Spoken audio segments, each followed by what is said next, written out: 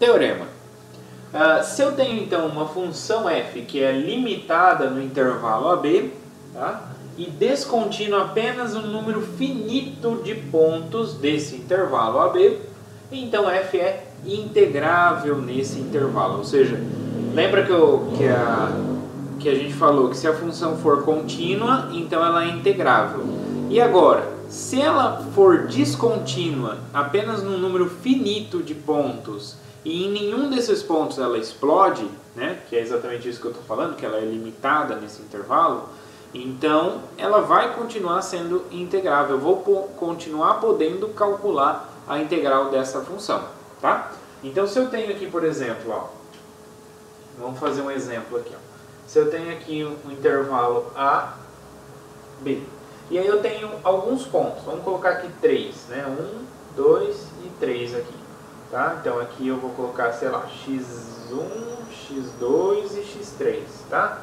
Então suponho que eu tenho uma função que ela é descontínua, né? Ela não é contínua nesses pontos aqui, x1, x2 e x3, tá? Então sei lá. Então a função ela vem aqui, ela vale, sei lá, um certo valor aqui em B. Vem aqui. Vale um certo valor e vem aqui e se aproxima de um certo valor aqui nesse ponto. Então aqui nesse intervalo ela vale tanto. Ela é dessa maneira. Tá? Aí aqui ela é constante, sei lá, constante aqui em um determinado valor. E aqui ela já faz uma coisa dessa maneira, tá? E aqui, sei lá, ela faz assim, até aqui no ponto que ela está definindo. Tá? Então suponho que esse aqui em azul seja exatamente o nosso, a nossa função, né? Então ela pode chegar aqui, ela está definida aqui. Então sempre quando a gente fala que a função está definida, eu tenho que desenhar aqui na borda um pontinho fechado, tá? Suponho que aqui, ó, nesse intervalo ela vale esse valor e não vale esse. Então aí eu tenho que desenhar uma bolinha aberta aqui nesse de baixo, tá? Então eu tenho que fechar na onde ela vale e abrir onde ela não vale, mas ela está saindo além daquele valor, tá?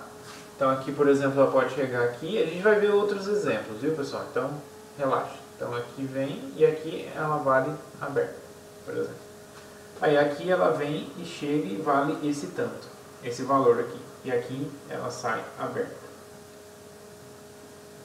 Ok? Então, por exemplo, se esse aqui for o gráfico da minha função, então essa função ela ainda é integrável. Por que ela é integrável? Como que a gente pode associar a essa razão usando o conceito de área, né? Integral está relacionada com área, não é? Veja só, a área aqui nesse pedacinho é essa aqui. Nesse pedaço é essa aqui. Nesse pedaço é essa aqui. E nesse pedaço é essa aqui. Ok? Então a gente tem, em cada pedaço, a gente tem área. A gente tem como calcular. Então, em cada pedacinho, a função é contínua, em cada pedacinho. Então, se ela é contínua, ela é integrável. Então, em cada pedaço, ela é integrável, né? Então, eu consigo calcular a integral em cada uma das partes, né? Por que eu consigo? Porque ela é limitada. Agora, se em vez de acontecer isso, eu tivesse uma coisa dessa forma, ó, vamos supor aqui que ela vale esse valor aqui, tá? No x3. E nesse outro pedaço aqui, entre x3 e b, em vez dela fazer assim, ela faz assim, ó, e vai lá para infinito.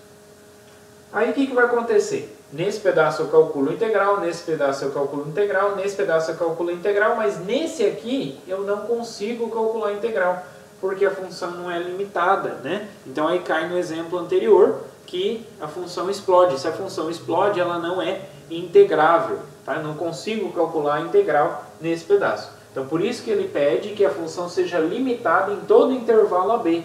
Então esse caso aqui ela não é limitada no ponto x3. Então com isso ela não satisfaz o teorema, tá bom?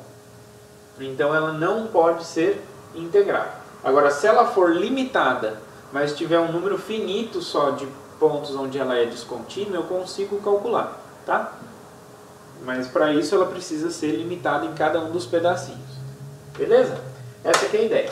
O próximo teorema diz o seguinte: sejam f e g funções integráveis no intervalo AB, tais que as duas funções, eu tenho duas funções que elas só vão ser diferentes em apenas um número finito de pontos, tá? Então, as duas praticamente são quase iguais, né? Então, as duas funções são praticamente iguais, né? Eu tenho aqui o intervalo AB,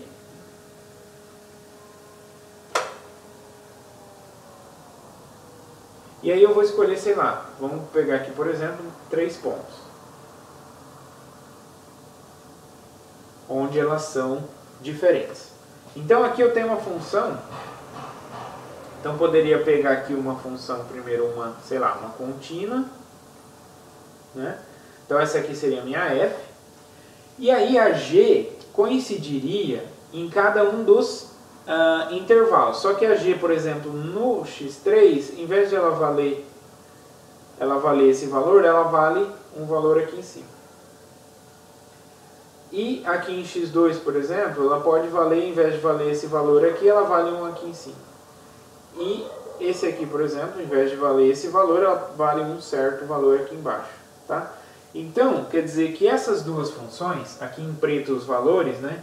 Aqui a função g também, a função g também ela faz isso, aí aqui aberto,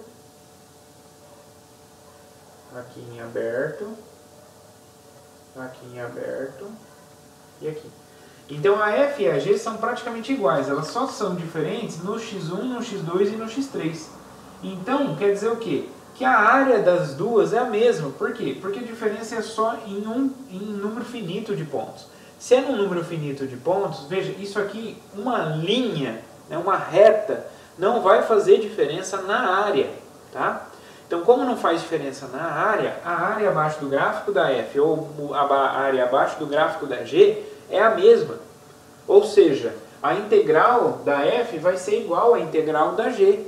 Não vai ter diferença, uma vez que as duas funções só diferem no número finito de pontos.